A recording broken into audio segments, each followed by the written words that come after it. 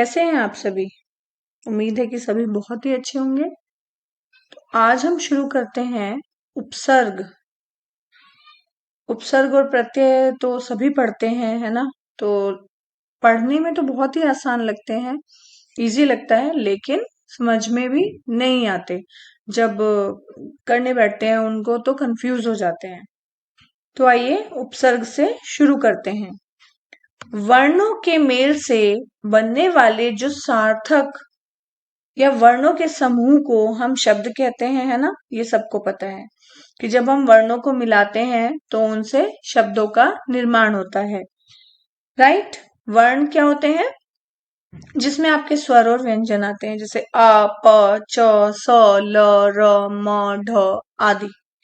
अब इनसे देखिए आपके शब्द बनते हैं आम, पढ़, चल, राम आदि। नए शब्दों के निर्माण की प्रक्रिया को ही जो व्याकरण है उसमें शब्द रचना कहते हैं, है ना? तो यानी इसका सीधा सीधा अर्थ हुआ कि वर्ण होते हैं सबसे छोटे, वर्णों से बनते हैं शब्द और शब्दों से होता है वाक्यों का निर्माण। तो हम बात कर रहे हैं शब्दों की। अब शब्द रचना जो है वो 3 प्रकार से मानी जाती है। पहला प्रकार है आपका मूल शब्द के जब पहले लगते हैं उपसर्ग के योग से शब्द रचना होती है।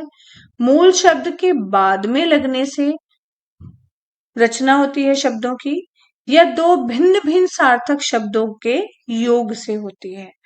ठीक है, तो इसमें से हम पहले पढ़ेंगे उपसर्ग और प्रत्यय। सबसे पहला है उपसर्ग। अब देखिए मूल शब्द क्या है। अब यहाँ पर आपको दिया हुआ है हार। हार का जो शाब्दिक अर्थ है, अर्थात अगर हम शब्द के रूप में देखें कि हार क्या होती है, तो पराजय यानी किसी को पराजित करना, या फूलों की माला।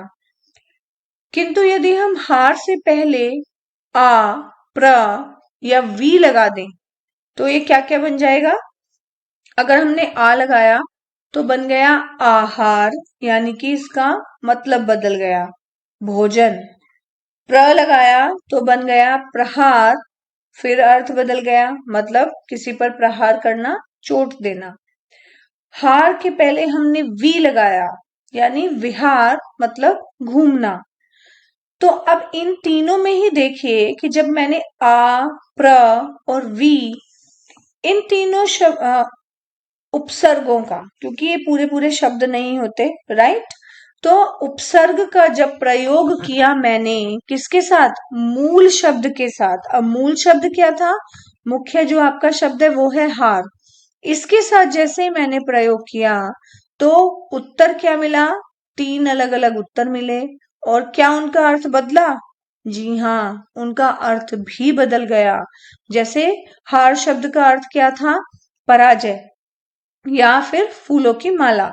फूलों की माला या पराजय, ये दोनों ही इनके इसके अर्थ थे हार शब्द के।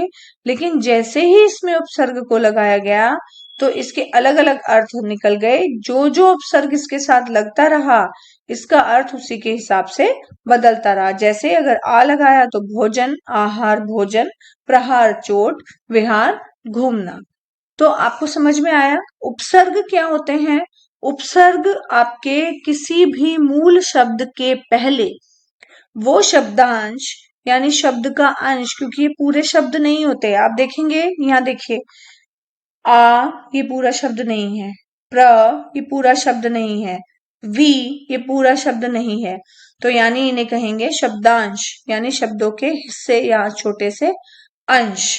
अब जब इनको हम किसी भी मूल शब्द के पहले लगाते हैं तो उसको लगाने से जो नया शब्द बनता है, तो यानी आ, इस शब्दांश को हमने हार मूल शब्द के साथ लगाया, नया शब्द बना आहार, और उसका अर्थ बदल जाता है या उसके अर्थ में भी परिवर्तन हो जाता है, तो उन्हें कहते हैं उपसर्ग।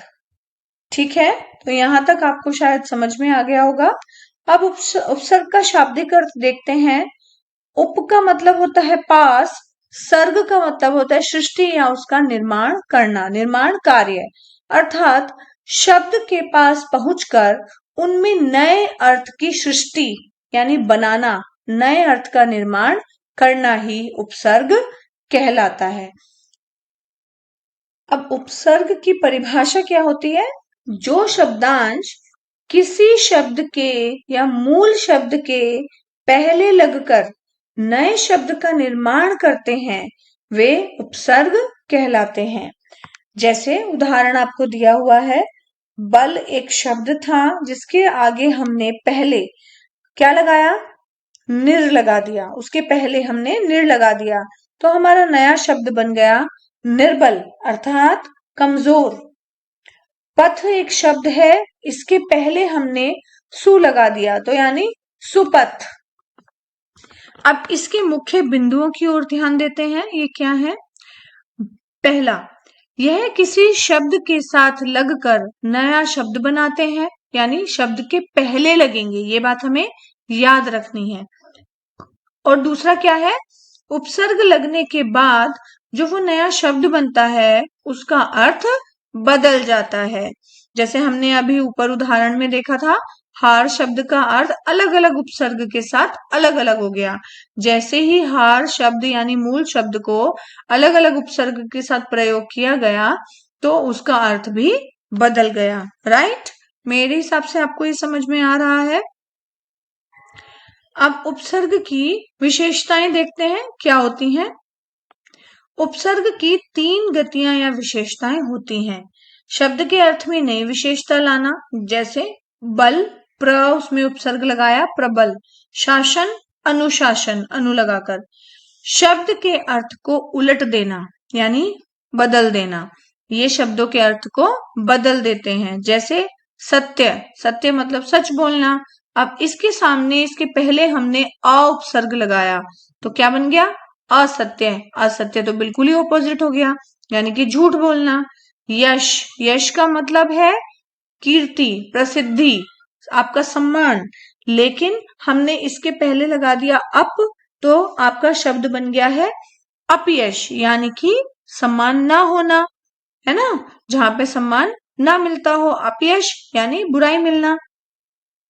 तीसरा है आपका शब्द के अर्थ में कोई खास परिवर्तन न करके मूलार्थ के इर्द गिर्द अर्थ प्रदान करना, यानी हो सकता है कि जो आपका मूल शब्द हो, है ना, उसका जो अर्थ है उसमें जो परिवर्तन जब आप उपसर्ग उसके सामने जोड़ते हैं तो उपसर्ग में ज्यादा परिवर्तन ना आकर थोड़ा सा परिवर्तन ही आना।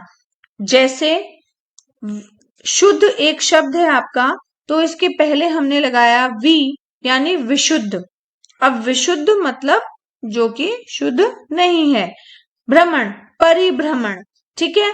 तो यानी इन शब्दों में आपका बहुत ज्यादा बदलाव ना होना, यानी सीधा सीधा उसके सामने उपसर्ग लग के नया शब्द बन जाना। उपसर्ग के मुख्यतः 4 भेद होते हैं। पहले होते हैं हमारे संस्कृत के उपसर्ग, दूसरे होते हैं हमारे हिंदी के उपसर्ग, फिर होते हैं आगत उपसर्ग। अब आगत शब्द हमने पहले भी पढ़ा हुआ है, आगत ध्वनि वर्ण विचार में, जो कि बाहर से, जो हिंदी भाषा की नहीं है, जो अन्य भाषाओं से हिंदी भाषा में आई हैं। जैसे अरबी, फारसी, अंग्रेजी के शब्द, इनको कहते हैं आगत उपसर्ग। फिर है संस्कृत के अव्यय, जो उपसर्गों के समान ही प्रयुक्त होते हैं या उपसर्गों के समान ही लगते हैं। अब देखिए यहाँ पर आपको कुछ उदाहरण दिए हुए हैं ये संस्कृत के उपसर्ग के। जैसे उपसर्ग है अव, अर्थ है, अव का अर्थ है बुरा, हीन, उप। अब इसके कुछ उदाहरण है अवगुण, अवनति, अवसान, अवमूल्यन, अवशेष, अवरोध, है ना, आदि। ये ऐसे शब्द। अब इसी प्रकार आपको संस्कृत के अनेक उपसर्गों के यहाँ उदाहरण दिए हुए हैं, आप इसमें से पढ़ सकते हैं, इनकी प्रैक्टिस कर सकते हैं। अब नंबर 2 था हमारा हिंदी के उपसर्ग। हिंदी के उपसर्ग जैसे अ, अन, अध, उन। अब इनमें आपका अ और अन का मतलब होता है निषेध। तो आपको इनके उपसर्गों के जब आप अर्थ याद करेंगे या पढ़ेंगे तो आपको जो नया शब्द मिलेगा, उपसर्ग लगाकर जो नया शब्द बनता है, उसको समझने में भी आसानी हो जाएगी, उसको आप आसानी से समझ पाएंगे, है ना, क्योंकि आपको उपसर्ग का अर्थ पता है। अगले देखिए अरबी फारसी के, ये कुछ इस प्रकार हैं अरबी फारसी के उपसर्ग। इनको आप ऐसे लिख सकते हैं।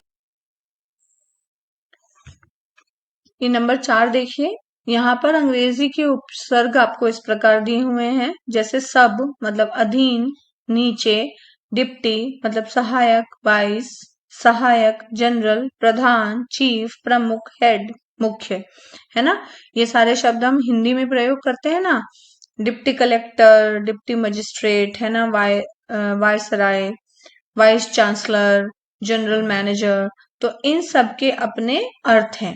तो इनके आधार पर ही इन चारों भागों, ये आपको याद करने पड़ेंगे, इनको समझना पड़ेगा, और सभी उपसर्ग के आपको मीनिंग एक बार 100% देखने ही पड़ेंगे। ये है संस्कृत के अव्यय, जिसके आधार पर जो हिंदी में यूज होते हैं, जैसे मतलब अभाव, जैसे ज्ञान, ज्ञान के अगर हम उपसर्ग लगा देते हैं तो आपको पता है कि उसका मीनिंग है अभाव।